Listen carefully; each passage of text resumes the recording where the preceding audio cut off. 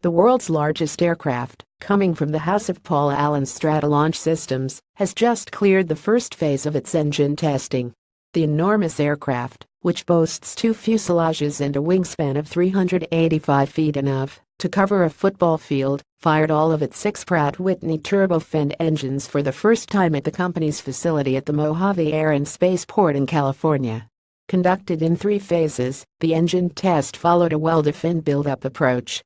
Firstly, the team started with the dry motor test, where they used an auxiliary power source to charge the engines. Next came the wet motor, where fuel was introduced to the engines. Finally, they turned on each engine individually and allowed them to idle. All 6 delivered the expected results, according to the aerospace company.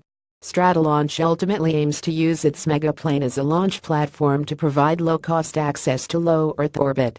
The company, founded in 2011, has designed the aircraft to carry rockets up to a certain altitude, where they would detach and fire engines to complete the rest of its space journey. The one-of-a-kind plane will have a maximum takeoff weight of 1.3 million pounds and will carry a rocket payloads up to 550,000 pounds attached underneath the wing connecting its 2 fuselages. Turbofan engines of the aircraft. Alan Schwartz. The latest engine test comes as part of several tests Stratolaunch has been conducting in order to take its massive plane to the skies. Back in May, the aerospace giant moved the megaplane out of its hangar for the first time to start the series of tests. Moving ahead, it will conduct more engine tests and taxi tests.